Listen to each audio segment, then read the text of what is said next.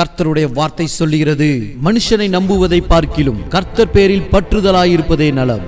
சங்கீதம் 118:8. நம் வேதத்தில் பெதஸ்தா எனப்பட்ட குளத்தை யோவான் 5ஆம் அதிகாரத்தில் பார்க்கிறோம். அந்த குளத்தை சுற்றிலும் அநேக வியாதியஸ்தர்கள் படுத்திருந்தார்கள். அந்த குளத்தில் தேவதூதன் இறங்கி கலக்கின பின்பு அதில் முதலாவது இறங்குகிறவர்களுக்கு சுகம் உண்டாயிற்று. அதனால் அந்த குளத்தை சுற்றிலும் அநேகர் இருந்தார்கள்.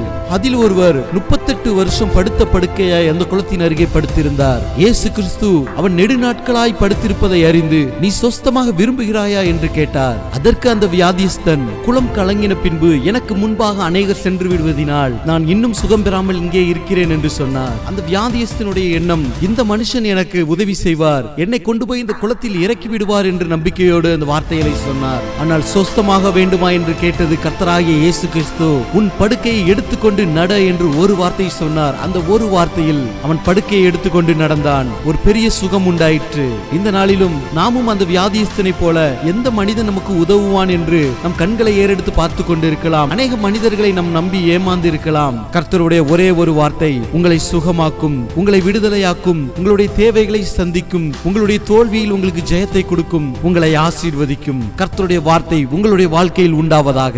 ஆமென். ஒரே ஒரு வார்த்தை சொன்னாரே,